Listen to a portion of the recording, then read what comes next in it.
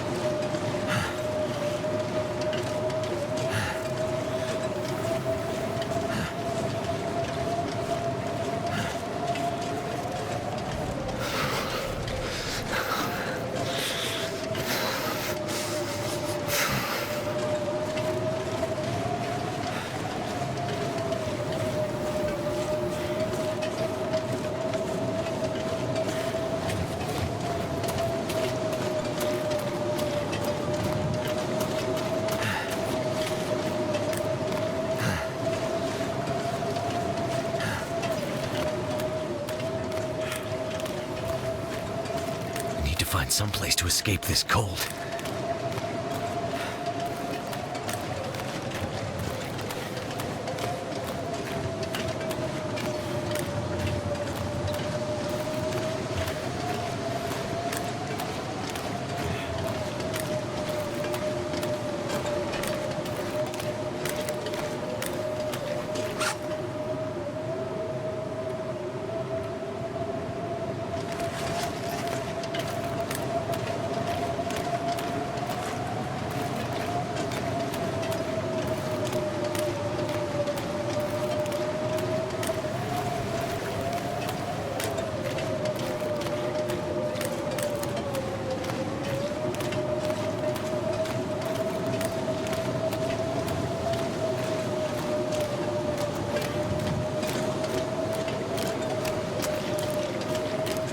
Starting to weigh me down.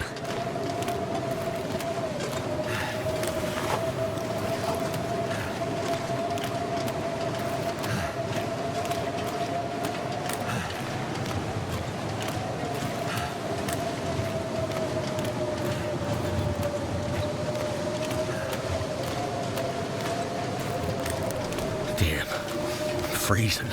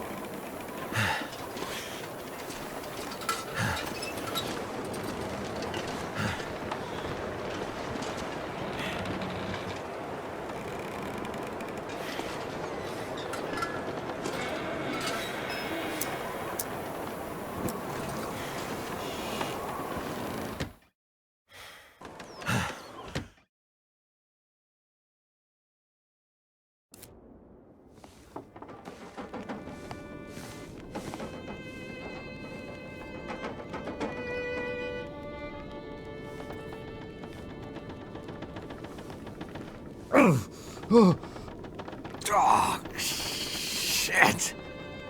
Oh, that's smart. Take it easy. You're pretty banged up. Probably a bit delirious, too. I just gave you a shot of some heavy antibiotics. Might feel funny for a while, but it'll help.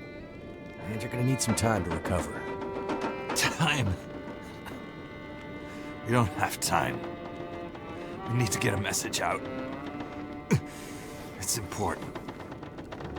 Message? You mean to your friend, asking for medical help? Never mind that. Help me up so I can look at the radio. Let's see if the parts you brought back are any good.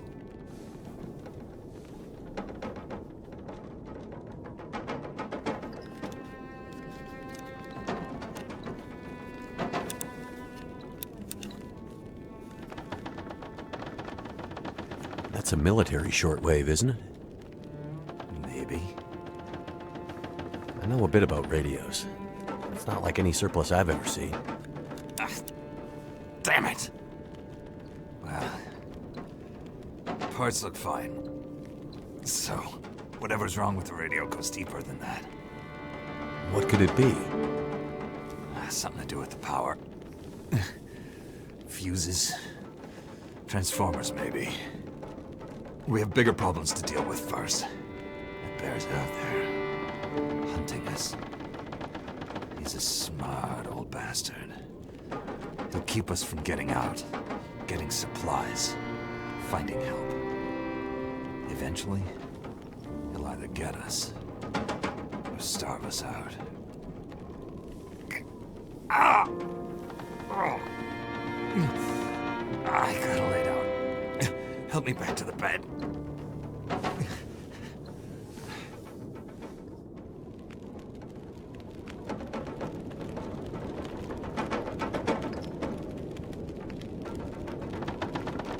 The dam is pretty busted up, like you said.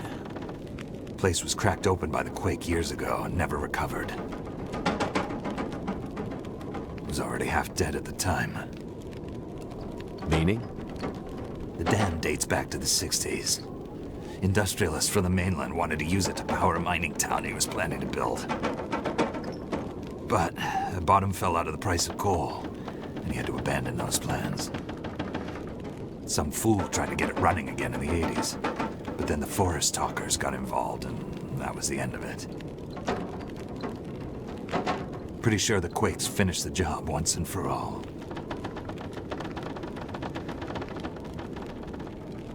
Can you tell me anything about where we are? Well, this whole area takes its name from Mystery Lake nearby. It's kind of a wilderness preserve, though you wouldn't know it from the logging trucks. Not much around there, apart from some lake cabins that'll be locked up for the season. You've already seen the dam. Railroad passes through the area. Trains come through once in a while. Fewer every year. The whole area's mostly dead. Most of the year. You sound like you like it that way. I sure do. So, no other people living out here? You gotta understand. The collapse destroyed Great Bear. There's nothing here to stay for. You meet anyone out here? Chances are they're hiding from something. Or someone. And you? Why are you here? I have my reasons. So, who are the forest talkers? Eco-terrorists. Activists, some call them. Depends on who you talk to, I guess. Why are they out here? Well, they've been active for years. They come and go. Mostly here to throw a wrench in the works for a variety of resource projects, mining, forestry mainly. They want Great Bear to remain a pristine wilderness. You don't sound like you agree. Oh, I've no love for industry. But this is the way of the world. You have something they want. They take it. Nothing much you can do to stop it. Well, judging by what I saw in the dam, I'd say the forest talkers are still active. Well, that's good news for you. Keep your eyes open for supply caches they might have left behind. What's this unfinished business between you and the bear? Ah, me and the old bear. Every time we meet, we make a little trade. And what do you trade? Each other's blood, mostly. Sounds like a losing proposition. Oh, well, I'm sure it will be. For one of us. The main reason I'm out here is I'm looking for someone. You won't find too many people out here. That's kind of the whole point.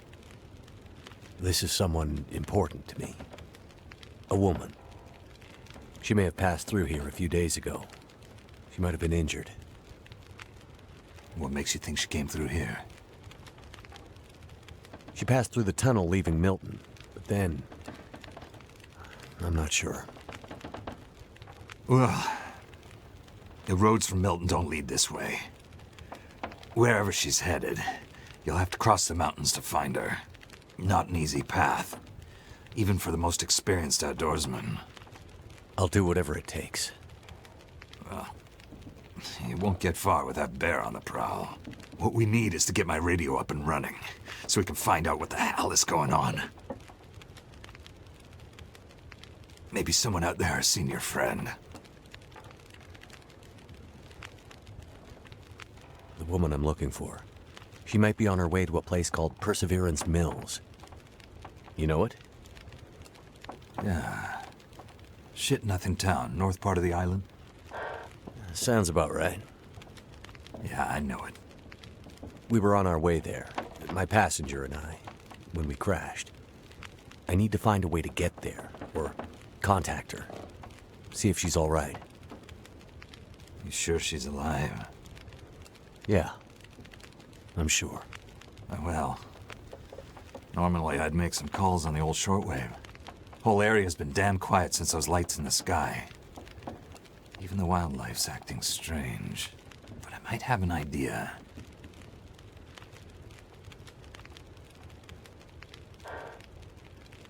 What do you mean, the wildlife's acting strange? You live out here long enough, you get a sense for the patterns in nature. Right now, the patterns are broken. Critters aren't behaving the way they should. It's like they're spooked or something. No, not spooked, but changed somehow. Best way I can say it is, things don't feel right. You said you had an idea. What do you have in mind?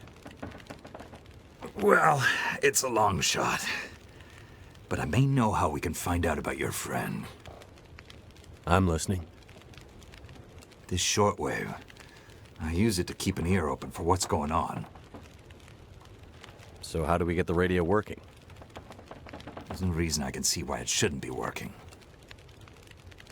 Well, what about more parts? Or another radio? We might find another radio, but I think I have a better idea. Problem is, it's no use with the old bear out there. Your path to a working radio, and our survival, is through that bear. We have to find a way to deal with him first.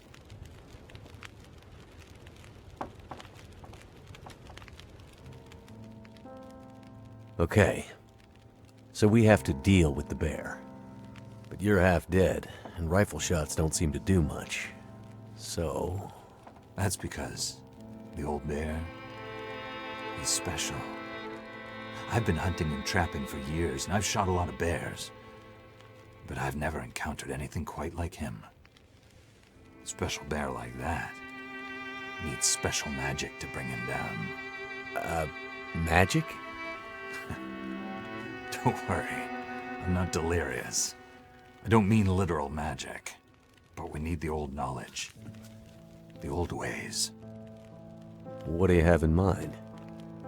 There's an old story, local legend maybe, about one of the original settlers of this place, Spence. Story goes something like this. Spence shows up and sets up his claim shanty with his young family in tow. For generations, the family had been traders in the Hudson's Bay Company. Old voyageur stock, they say. Hard people. Survivors.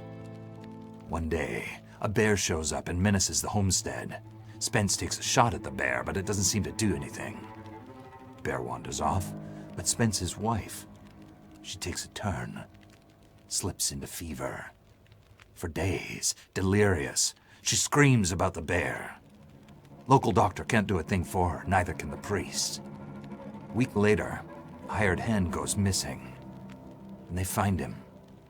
Just a body. Ravaged. Spence fears for his wife and kids.